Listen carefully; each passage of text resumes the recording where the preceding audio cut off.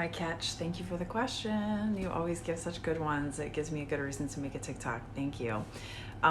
Yeah, so here's what I would say. I think most issues people go to the doctor for, the Western doctor, where you sit in the waiting room and you have your copay and it goes to your insurance.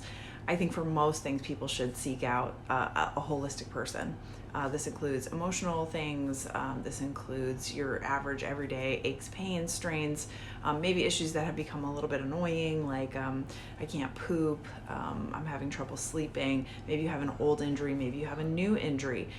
The thing about going to a holistic person is that they're going to be able to not just help you to solve the problem, but also educate you. Almost all of us are educators, and we help you to understand your body better, even how something that might have been an accident, how when we look at you, we're like, oh, well, you're more prone to fall because we see this.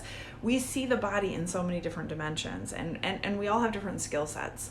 But I think a lot of people are like me, where we're extremely holistic, and over time, we just take in more and more and more, and we're teachers. We want to help you be well. So we want to help you to avoid the Western side, right? Which is when we have to get into pharmaceutical intervention, which we always want to avoid, because pharmaceuticals, people think of side effects.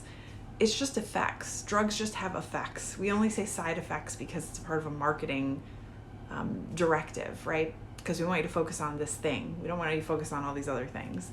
But we can do so much to prevent severe disease, which means surgery, drugs, and a rabbit hole of part doctors that don't see the big picture.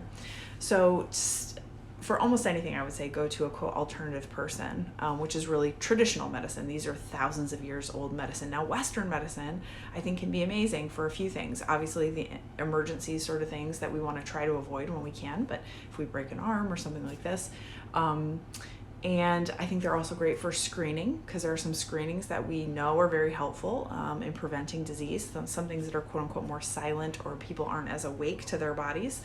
They're great at gathering data and information and tracking things over time and seeing trends and understanding some of the, even the chemical responses of our bodies, which can be also helpful to a holistic person.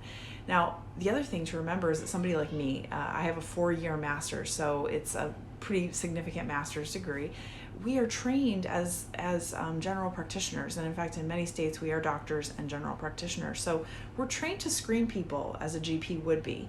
So we can see when there are other warning signs, and we're able to refer. So I really think it's, it gets out of pocket right now for a lot of people. Some insurance covers what I do, but it's worth it because you're investing in your health in a bigger way down the road.